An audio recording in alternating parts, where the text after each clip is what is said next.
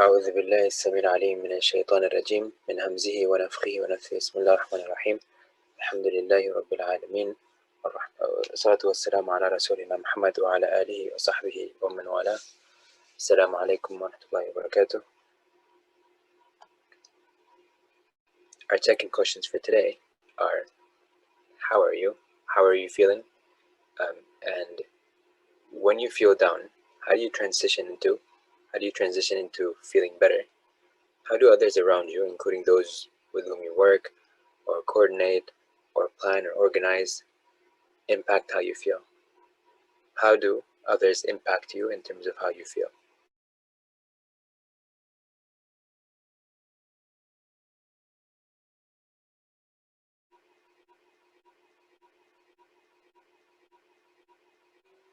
So what are some general reasons why a person might feel depressed or have low self-esteem? How does social context, including social circles and dynamics, should have a comma here. I'm meticulous about grammar, so okay, that's better. How does social context, including social circles and dynamics, impact mental health? What are some ways each of us can assist each other in mental wellness? What are some values and customs in Eastern cultures or traditions that those in the West can benefit from in this regard? What are some initiatives that can be started, supported, or expanded to help in this regard? This is the thought experiment to kind of prime your brain to start looking for those things, start thinking about those things as we go forward, inshallah.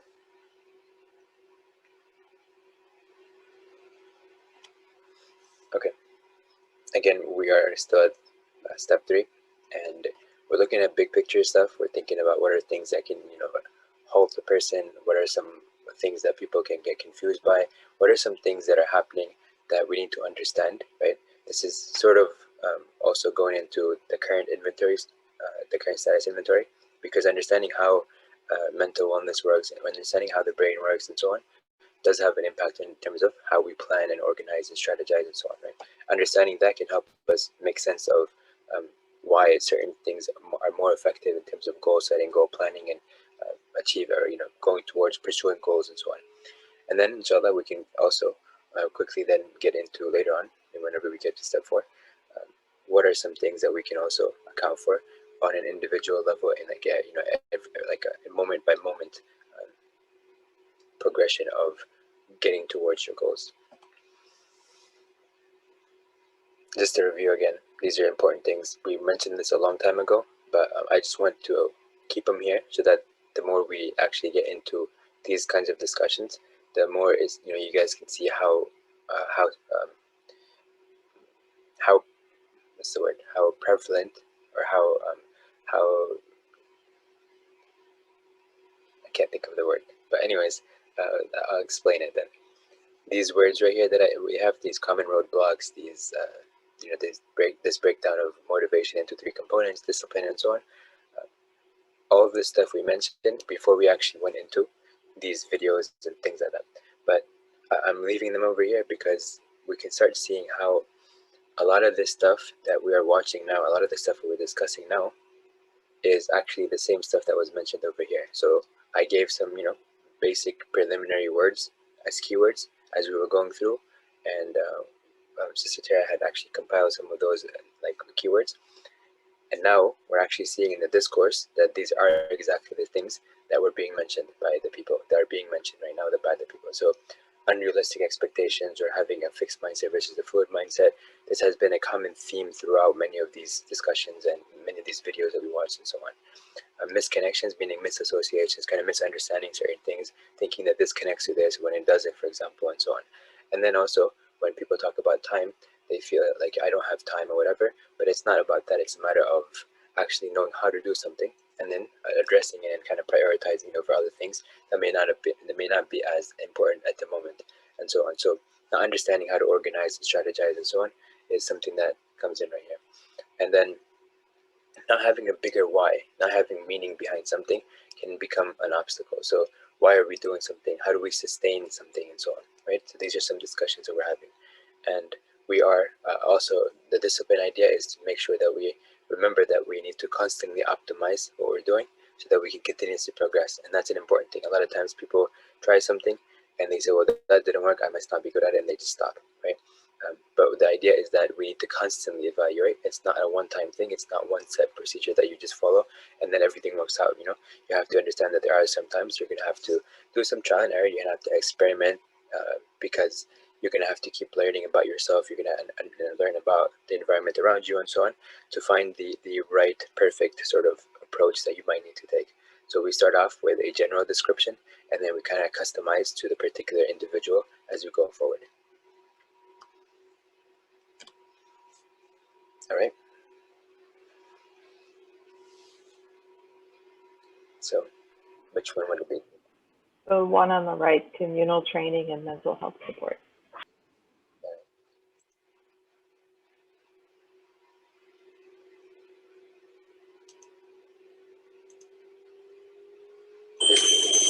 This is from 2012, by the way.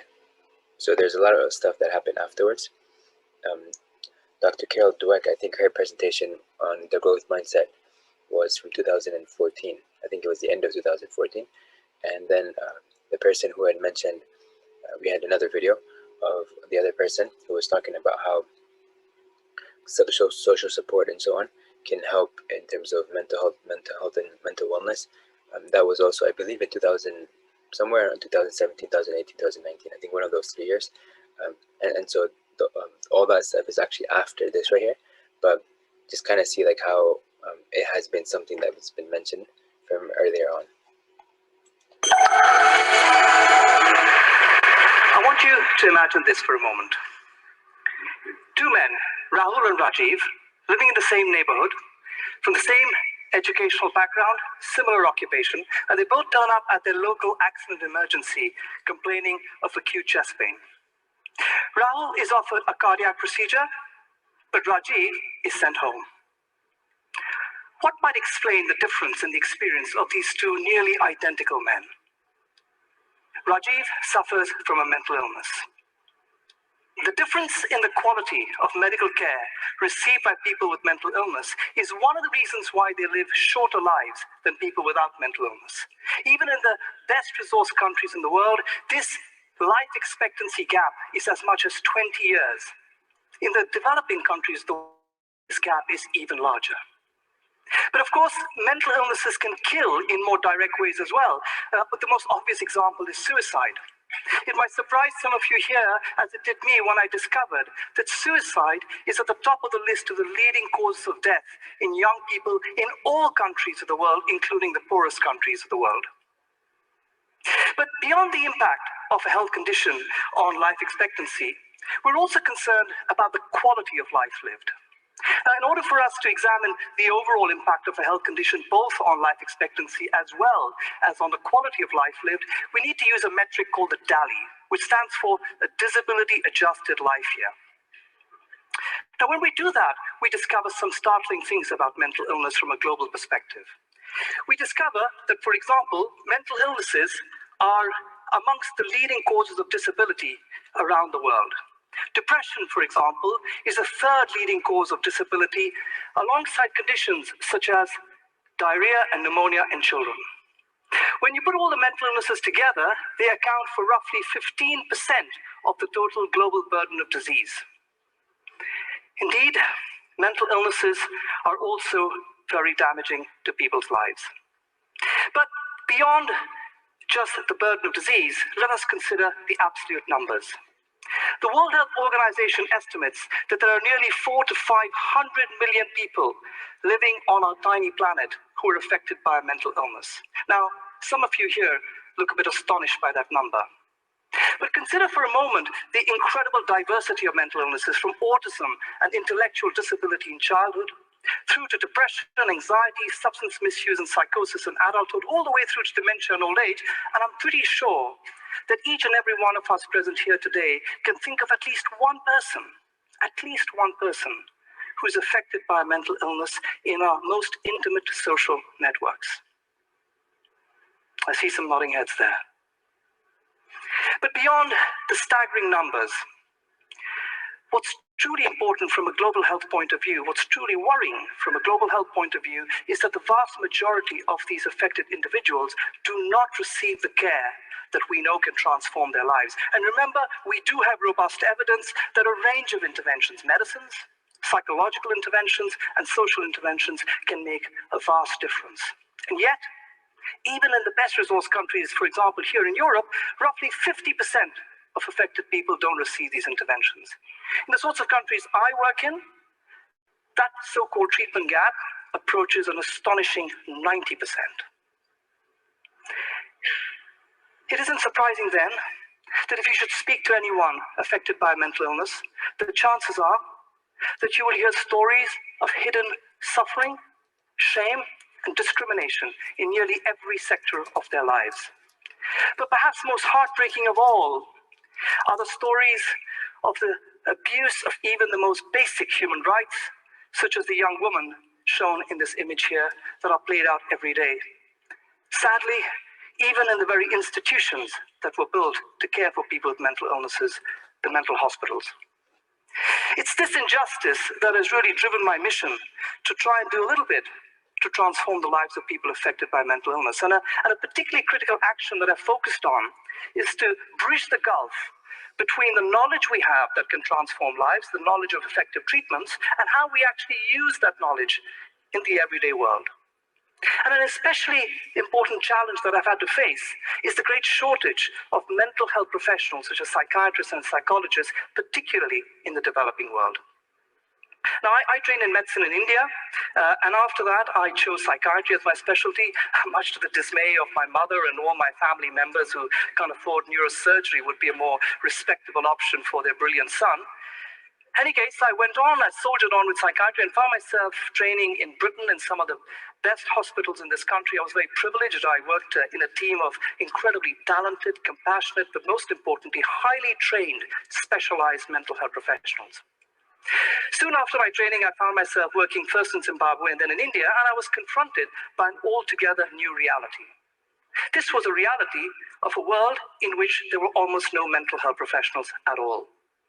In Zimbabwe, for example, there were just about a dozen psychiatrists, most of whom lived and worked in Harare city, leaving only a couple to address the mental health care needs of 9 million people living in the countryside. In India, I found the situation was not a lot better. To give you a perspective, if I had to translate the proportion of psychiatrists in the population that one might see in Britain to India, one might expect roughly 150,000 psychiatrists in India. In reality, take a guess. The actual number is about 3,000, about 2% of that number. It became quickly apparent to me that I couldn't follow the sorts of mental health care models that I had been trained in, one that relied heavily on specialized, expensive mental health professionals to provide mental health care in countries like India and Zimbabwe. I had to think out of the box about some other model of care. It was then that I came across these books. And in these books, I discovered the idea of task shifting in global health. The idea is actually quite simple. The idea is, when you're short of specialized healthcare professionals, you use whoever is available in the community, train them to provide a range of healthcare interventions. And in these books, I read inspiring examples, for example, of how ordinary people have been trained to deliver babies, diagnose and treat early pneumonia to great effect. And it struck me that if you could train ordinary people to deliver such complex healthcare interventions, then perhaps they could also do the same with mental health care. Well, today, I'm very pleased to report to you that there have been many experiments in task shifting in mental health care across the developing world over the past decade. And I want to share with you the findings of 3 particular such experiments, all 3 of which focused on depression, the most common of all mental illnesses. In rural Uganda, Paul Bolton and his colleagues, using villagers, demonstrated that they could deliver interpersonal psychotherapy for depression, and using a randomized control design, showed that 90% of the people receiving this intervention recovered, as compared to roughly 40% in the comparison villages. Similarly, using a randomized control trial in rural Pakistan, Atif Rahman and his colleagues showed that lady health visitors who are community maternal health workers in Pakistan's healthcare system could deliver cognitive behavior therapy for mothers who were depressed, again showing dramatic differences in the recovery rates. Roughly 75% of mothers recovered as compared to about 45% in the comparison villages. And in my own trial in Goa in India, we again showed that lay counselors drawn from local communities could be trained to deliver psychosocial interventions for depression and anxiety, leading to 70% recovery rates as compared to 50% in the comparison primary health centers. Now, if I had to draw together all these different experiments in task shifting, and there have of course been many other examples, and try and identify what are the key lessons we can learn that makes for a successful task shifting operation, I've coined this particular acronym, SUNDAR. What Sundar stands for in Hindi is attractive. It seems to me that there are 5 key lessons that I've shown on this slide that are critically important for effective task shifting. The first is that we need to simplify the message that we're using, stripping away all the jargon that medicine has invented around itself. We need to unpack complex healthcare interventions into smaller components that can be more easily transferred to less trained individuals. We need to deliver healthcare not in large institutions, but close to people's homes. And we need to deliver healthcare using whoever is available and affordable in our local communities. And importantly, we need to reallocate the few specialists who are available to perform roles such as capacity building and supervision. Now, for me, task shifting is an idea with truly global significance. Because even though it has arisen out of the situation of the lack of resources that you find in developing countries, I think it has a lot of significance for better resource countries as well. Why is that? Well, in part because healthcare in the developed world, the healthcare costs in the developing world are rapidly spiraling out of control, and a huge chunk of those costs are human resource costs. But equally important is because healthcare has become so incredibly professionalized that it's become very remote and removed from local communities. For me, what's truly sundar about the idea of task shifting, though, isn't that it simply makes healthcare more accessible and affordable, but that it is also fundamentally empowering. It empowers ordinary people to be more effective in caring for the health of others in their community, and in doing so, to become better guardians of their own health. Indeed, for me, task shifting is the ultimate example of the democratization of medical knowledge and therefore medical power. Just over 30 years ago, the nations of the world assembled in Alma-Ata and made this iconic declaration. Well, I think all of you can guess that 12 years on, we're still nowhere near that goal. Still, today, armed with that knowledge that ordinary people in the community can be trained and with sufficient supervision and support can deliver a range of healthcare interventions effectively, perhaps that promise is within reach now. Indeed, to implement the slogan of health for all, we will need to involve all in that particular journey. And in the case of mental health, in particular, we would need to involve people who are affected by mental illness and their caregivers. It is for this reason that some years ago, the Movement for Global Mental Health was founded as a sort of a virtual platform upon which professionals like myself and people affected by mental illness could stand together, shoulder to shoulder, and advocate for the rights of people with mental illness to receive the care that we know can transform their lives and to live a life with dignity. And in closing, when you have a moment of peace or quiet in these very busy few days, or perhaps afterwards, spare a thought for that person you thought about who has a mental illness, or persons that you thought about who have mental illness, and dare to care for them. Thank you.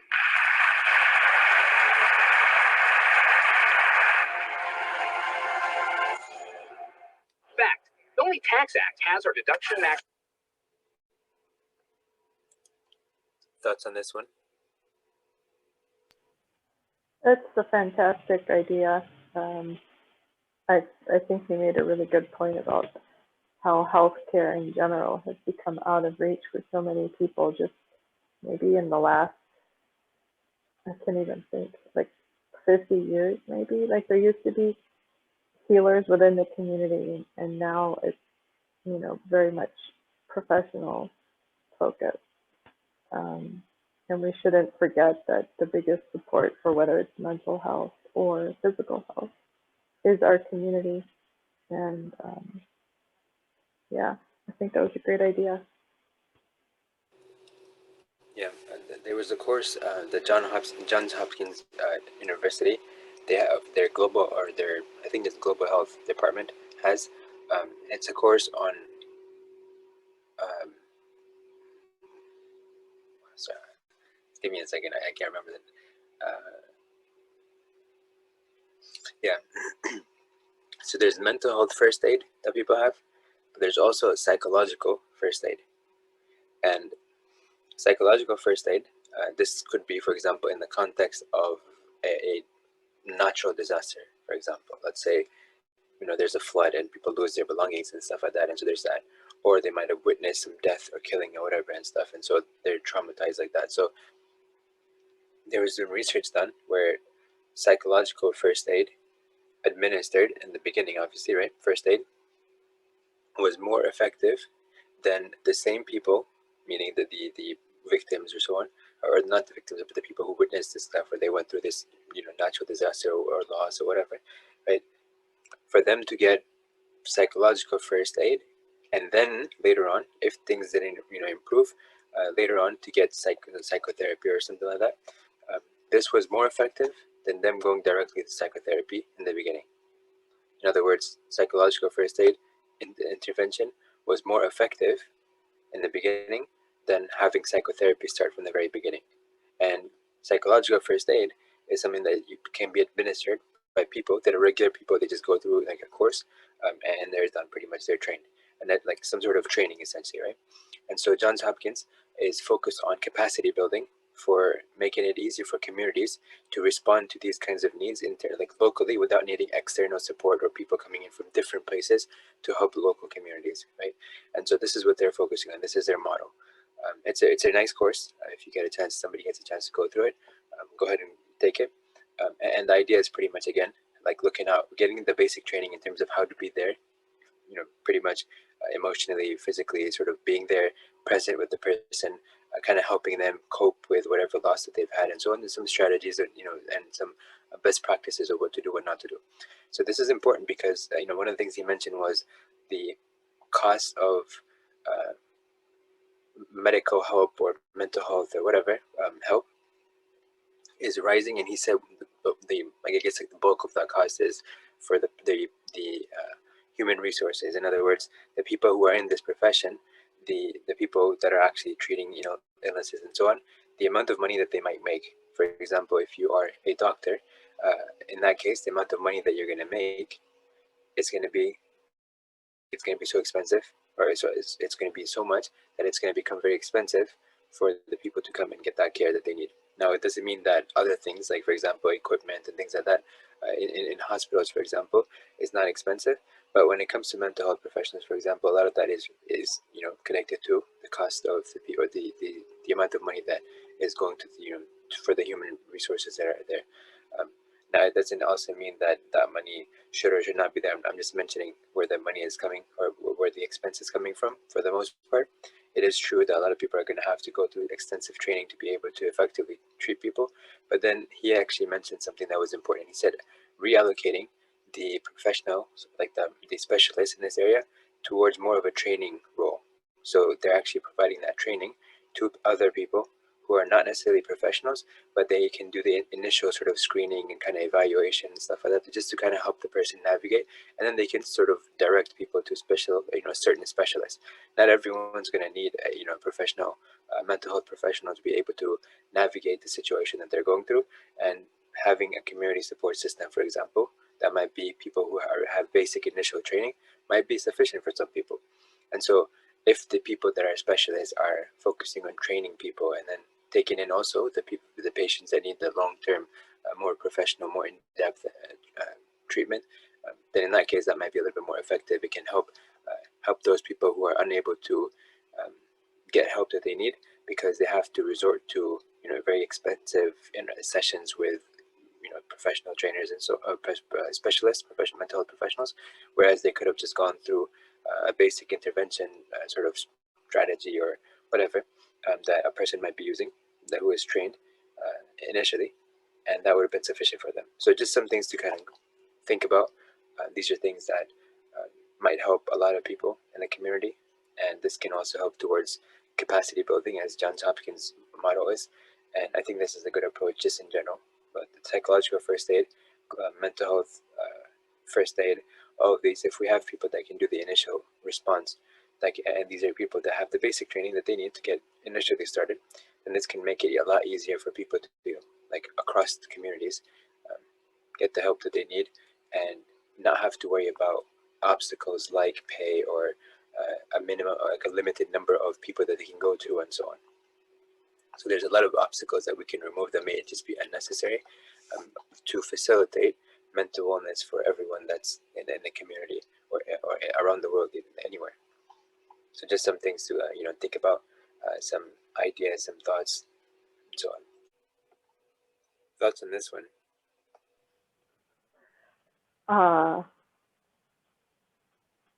That seems kind of sketchy. I mean, I can see where the idea of preventing PTSD is very good. I mean, it seems so good, but the actual practice of it,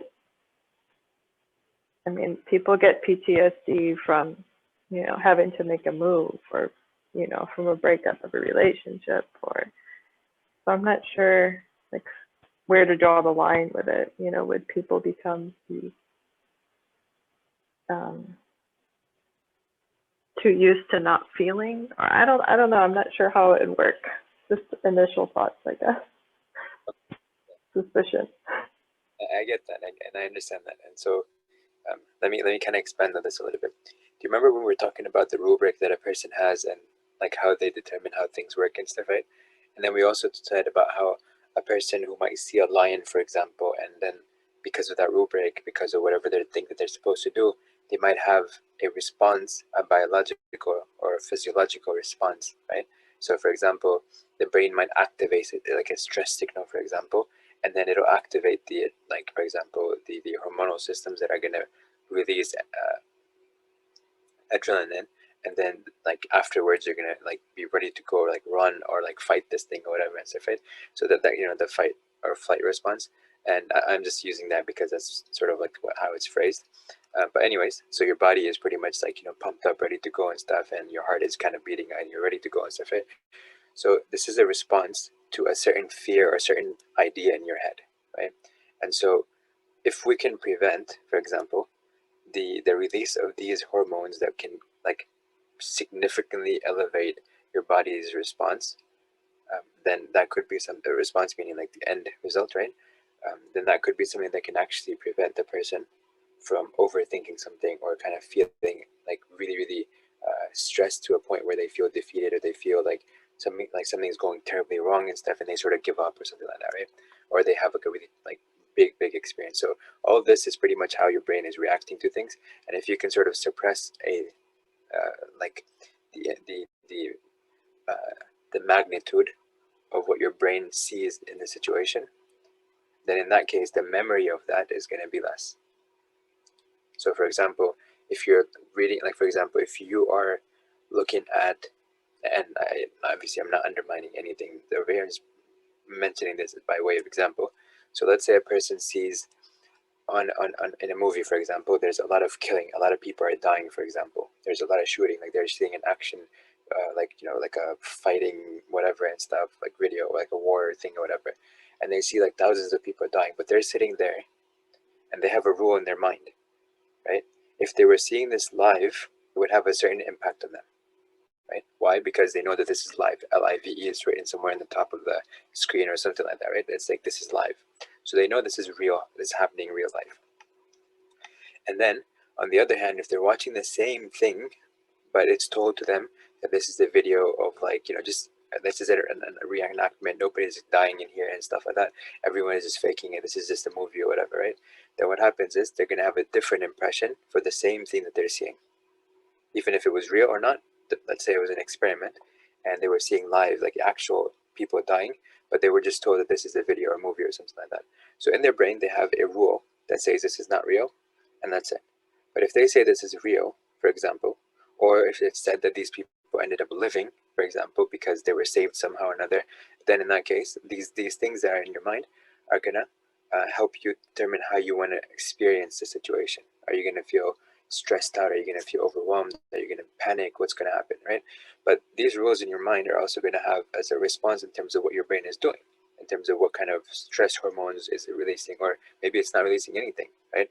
So if we can control that, instead of using specific rules, but that cause a certain response, by the brain, if we can sort of use the drugs to interfere there, so that the brain doesn't actually release those signals that it would otherwise release. For example, this the immediate response of like terror, or fear, or like heartbreaking sort of whatever what you're witnessing. It's like breaking your heart, for example, the heartbreaking, the emotions of heartbreak and so on.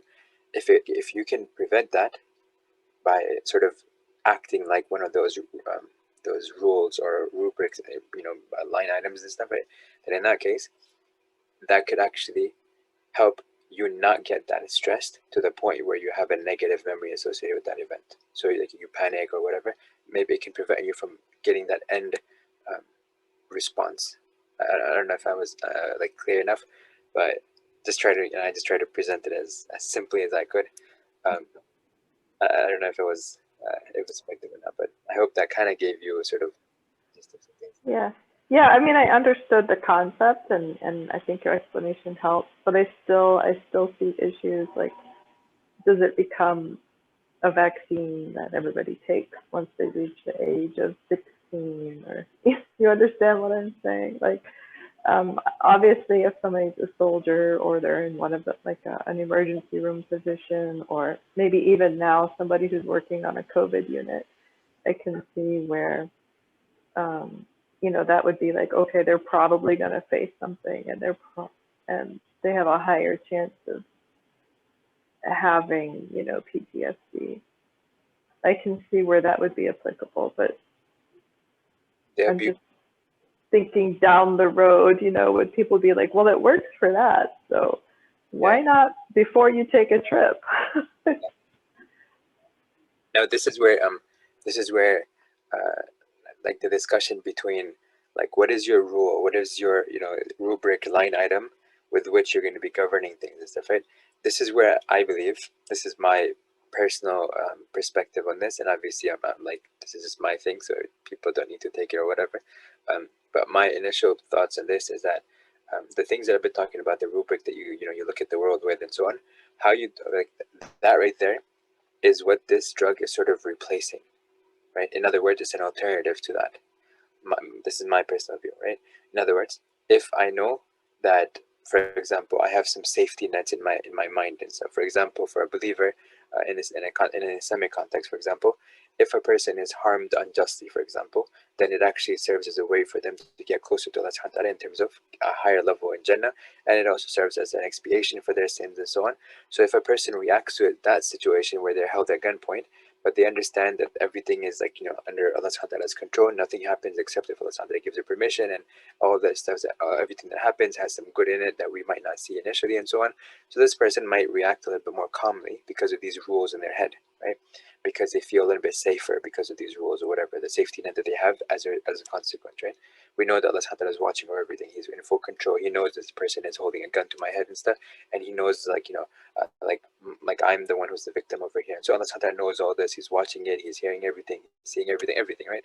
So in this case, my response as a consequence is going to be a lot different than a person who is sort of terrified and they suddenly lose their safety net because the safety net was just simply the absence of any kind of like bad stuff, right? If their safety net was that fragile, that it was just pretty much as long as nothing is happening, like physically to me or whatever, I'm okay, right? Or as long as people are not verbally abusing me or whatever, then I'm okay, for example, right? So if that was their safety net, then they had the wrong safety net, and then they have their safety net shattered every time something the opposite of that happens and stuff, right?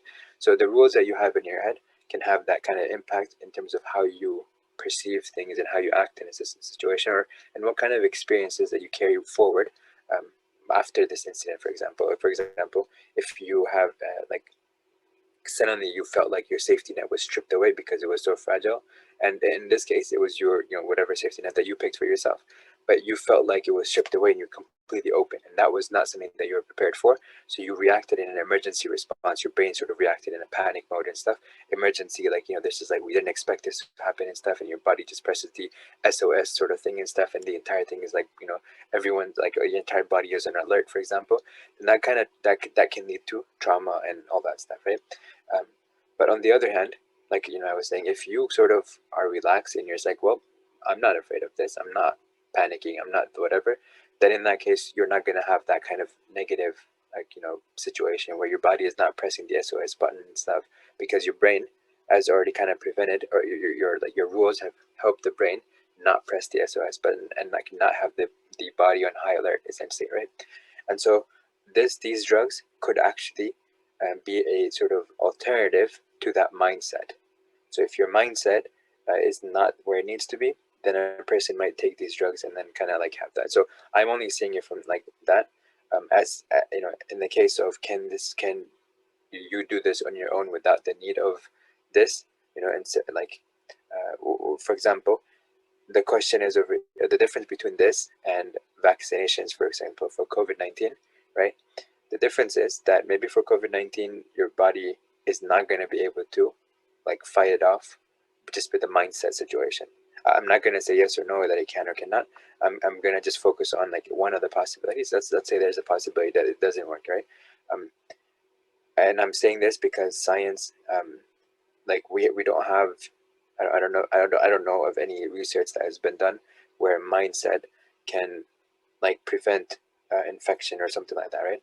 And again, Allah Ta'ala is the one who decides if somebody gets infected or not and stuff like that. Like Allah Ta'ala is the one who decides if a person has severe symptoms and all that stuff. It's all in Allah Ta'ala's control ultimately. But my thing is just like my focus over here is just that initial thing. So if mindset, let's assume, does not help a person in getting rid of the COVID-19 infection and so on, right? That you have to take vaccinations and stuff like that to make sure that you don't get that kind of, you don't get sick or whatever. In this particular case, it seems to be a different case where mindset could potentially, from my perspective, be the alternative to this kind of drug, even if it gets developed. So the difference between the two scenarios is it definitely has a potential for abuse, and it can also be like vaccinations and all that stuff that people might do. But in this case, I do see another possibility, an alternative, whereas at the moment I am not aware of any kind of studies or whatever to say that your mindset can get rid of, it can be an alternative to the COVID-19 illness or whatever. So this is the difference I'm seeing over here, that in one case you do have, I see a potential benefit with the mindset and having the right, rules in your rubric, versus in the COVID-19 situation where I don't know of a mindset that could help you like not get sick, right? Can help prevent COVID-19 infection, for example, and the sicknesses that come along with it. So that's the difference I'm seeing. So for example, in this case, even if that drug was developed, right, I wouldn't say that everyone should take it. I would just like train them in like mindset and so on. Whereas with COVID-19, I would say, for example, in this case, it seems that there isn't really an alternative. You can not get the vaccine, but that doesn't mean you're going to be protected from the the illness or whatever. Or you can take it, and there's more likelihood that you're going to get protected via than and so on. So that's the difference I'm seeing when it comes to vaccinations. And yeah, I just wanted to comment on that I can definitely see an abuse happening, but at the same time, in this particular case, I also see the alternative of the mindset, whereas in other cases, in terms of like the regular vaccinations, I don't see that mindset situation. So in that case, it may be something that's a little bit different. The two scenarios might be a little bit different. In one, we may be able to help prevent people from getting from abusing this vaccination sort of thing by saying no, you have an alternative, and that's the mindset potentially. Well, this is just my reflection on this, and obviously these are my reflections, and it's not to say that scientists and stuff like that have agreed on this and stuff. I'm just based on what I understood, like what I understand of all of the how science, how the brain works, how mental health works, and so on and so on. These are my initial thoughts. Allah Alam.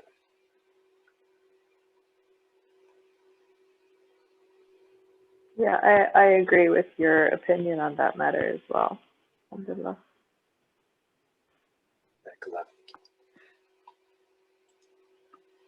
Let's see if we can discuss this a little bit. Do you have any thoughts on this?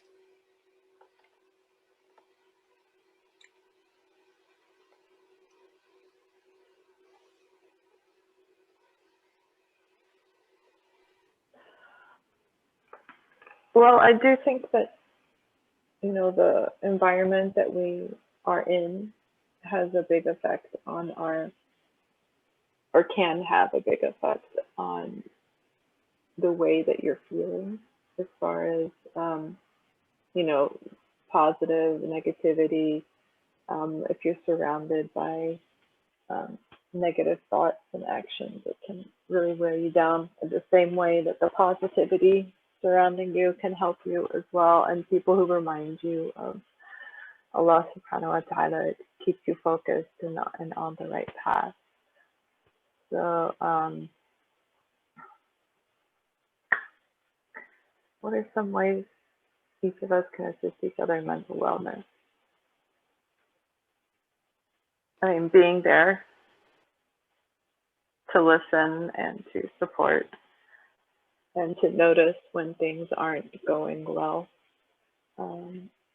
Sort of be that the frontline helpers for each other, especially people you're close with, and then you would know what is normal and what's not normal, and be able to have some insight into what's happening that other people may not be able to see. What are some values and customs in Eastern cultures that the West can benefit from? Yeah, just being closer as families and support systems. And the talk by, I'm sorry, I don't remember the speaker's name. He was really good. The whole proposal of empowering the people around us, communities, to help each other. I think that's really a big thing. Yes, Vikram Patel. I hope I pronounced that correctly.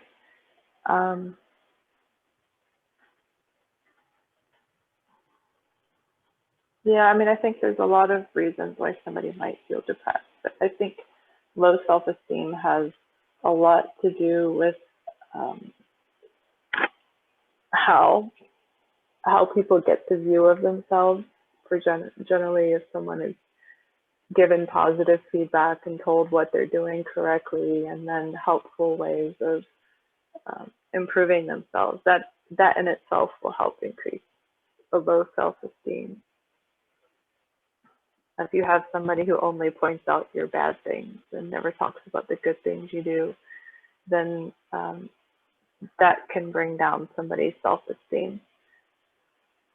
Because, I mean, ideally, we would all have an idea of our worth from inside ourselves, but that's not always the case.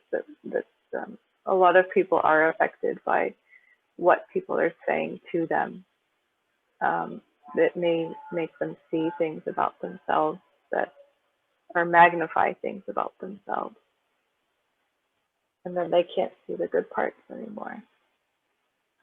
So that's kind of all over the place, but those are my general first thoughts about those questions. Yeah, it's important for us to have initial training in terms of how to work with people. Usually, people, if they know each other, or if they're trained to help each other, then they are usually very comfortable in terms of helping others and stuff. And people can be very people, right? And so when they work together, they want to help each other. If they see somebody sad, they want to help this person, and so on. And this is usually the default. You'll see people, like children, for example, if they're growing up in an environment where they saw a lot of rahmah and looking out for each other and things like that, then they're gonna automatically pick this up. So they become like that, where they try to look out for each other. If anybody feels sad, they try to help this person out, whatever. They try to hug them or whatever. A lot of times, however, not everyone learns how to do these things in the most effective way. Sometimes they tried to use whatever they felt like, whatever they grew up learning or whatever they saw other people doing, they try to use that as strategy in this sort of default response that they have of trying to connect with this person and so on, or trying to help the person feel better. So having that kind of training of how to speak good with each other, how to listen and not like try to problem solve initially, for example, and so on, I think that can be useful. So yeah, these Eastern culture values of family and kind of like communal support of each other, I think it was missing when people, I guess, came into like settings where it was more individualistic and sort of like more like, okay, you got to do this on your own and stuff. You can't really, you have to compete against everyone else as opposed to working together. Um, in Islam, we have a positive competition where if you help another person win this competition, meaning you help another person get closer to Allah subhanahu wa ta'ala and like get their life, ordered and like structured and like optimized and so on, then you actually also win. So helping another person is one of the best ways to win. Helping another person win is one of the best ways to win for yourself, right? And so that is the culture that Islam sort of promotes, where you help each other because that's one of the ways that you help yourself as well. Um, whereas the other competition is where it's negative, and this is where jealousy and enmity and all that stuff can come in, right? And this is where you try to compete at the expense of other people. For example, you want to become first, so other people will be second and third and fourth behind you, right? Instead of saying, you know what, I have something, let me give it to you because we're both gonna like continue and we're gonna both strive to become, to get closer to Allah subhanahu wa ta'ala. So in this case, there's these Eastern cultures that focus a lot more on family values and bringing people together and stuff. Right? Those are things that can help us in our community today, in our context today in the West. And they have this new concept.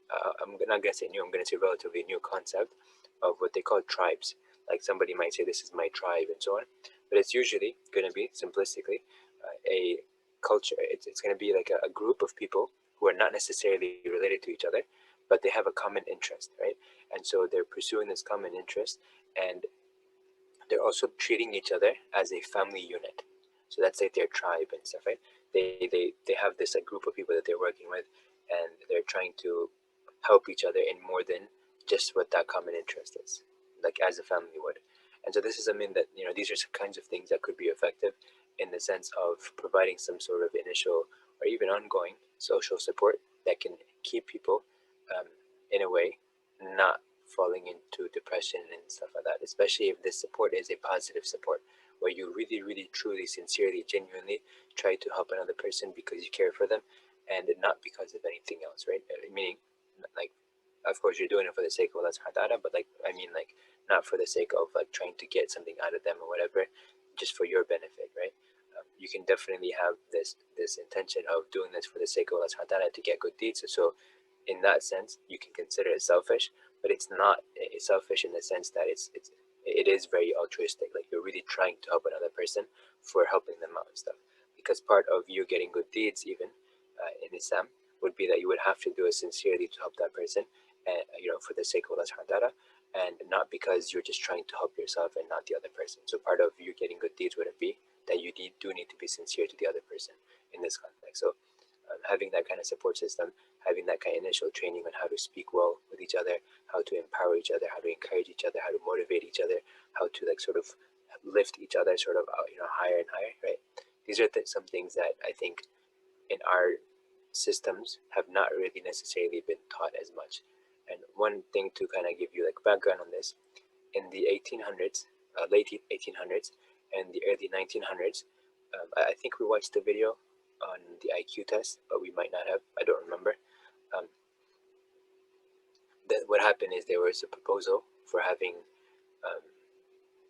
like IQ tests, or like before they were IQ tests, you have like a test to kind of measure various constructs, meaning various things that you wanted to measure in classroom learning of a person, for example, their math skills or their reasoning skills or whatever. And there was a sort of like some tests that were set down or kind of like mapped out that can be administered for students to kind of see where they're standing relative to where they should be in that classroom. And soon, kind of sort of expanded outwards until people figured that this can tell us about a person's intelligence, like overall intelligence, as opposed to very specific constructs as part of the general intelligence that a person might have. So they started thinking that this is how a person can be evaluated and so on. So they started using this, and in 1928, I believe, in Virginia, there was a law that was put in place that people who had low IQs, for example, those families would not be allowed to, or where the kids may have potentially low IQs because of these, that the IQ test administration in the general population, for example, that these people would need to be sterilized. So in Virginia, until not too long ago, there was this law that the Supreme Court even had upheld, right? That you can actually force sterilize people because you're considering them as lower IQ or something bad for society in a sense, right? And so that's what happened, and this continued on for a long time. And this is among the reasons why there are legitimate concerns that the government, for example, or like other people, for example, might be trying to like harm or like do population control and things like that, whatever. Now, obviously, in the context of COVID-19, those vaccination stuff or whatever may not actually be true, although the concerns regarding the vaccinations may not necessarily be true. However, historically, the data points that people were using like to analyze, future things with, using their line of best fit, like we talked about before, were based on that this real harm that was done, right? In Nazi Germany, they used to kill off people because of this low IQ, scenario, or whatever. Too, the military used the same thing, and they would sort people, recruits, and so on, based on IQ tests and so on. And this is something that they would do, and for a while, and they had done for a while, and as a result, it was like a lot of harm was happened, right? A lot of harm took place. A lot of harm was done on a lot of people.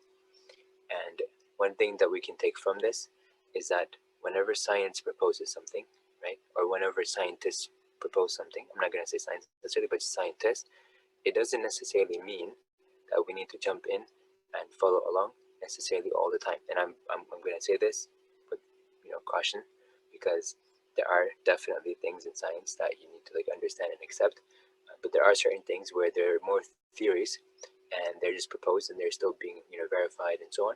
Obviously, over time, when people started realizing that intelligence is not measured by IQ tests and so on, and that people who didn't get actual training or didn't speak the language, for example, in which these tests were delivered, or maybe their languages that they had learned, or the cultures that they grew up in, didn't communicate in the same way that might be used on the tests themselves, right? So they might, obviously for good reason, not have understood how to answer the questions, or maybe they have answered the question in a different way. When we watched the video on the languages, that's one of the things that the lady was talking about, the difference between different cultures and their different uses of languages, and how they talk about different colors, for example, or different concepts, and the directions and so on, right? So a person coming in from those backgrounds, obviously their brains are used to those things.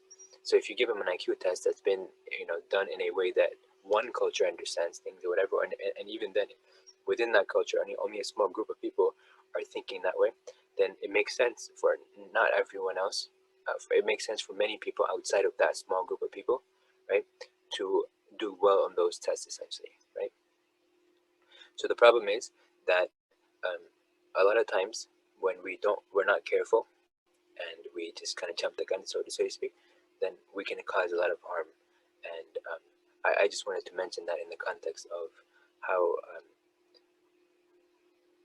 there are certain things that work that may not be scientifically proven yet, and there are things that are scientifically discussed but may not be as effective because they might be missing some things, or they may not be holistically presented and so on, or even tested out.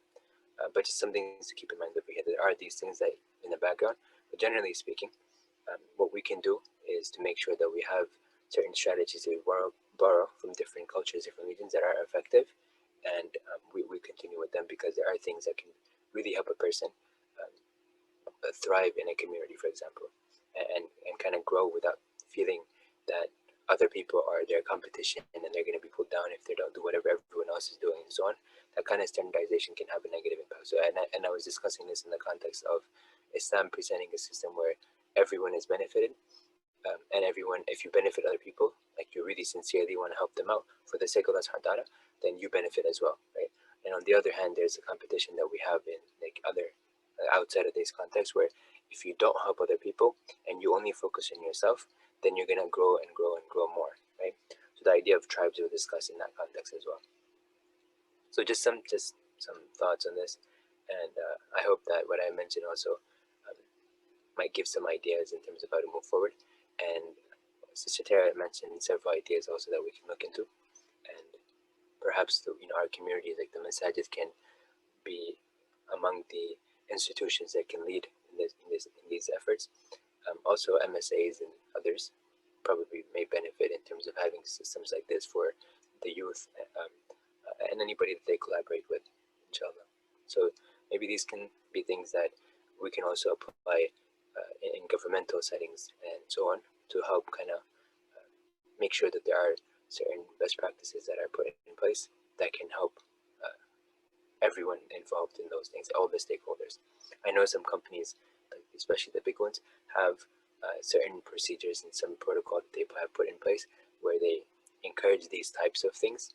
So they're a little bit ahead in this sense, but we can probably also borrow some of those techniques that are aligned with Deen, of course, in our general environment and in general settings, including when we work with just our friends and family and neighbors or co-workers or whoever else.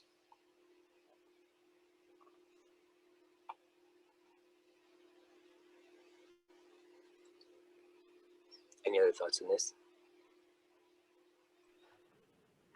Not right now, thank you.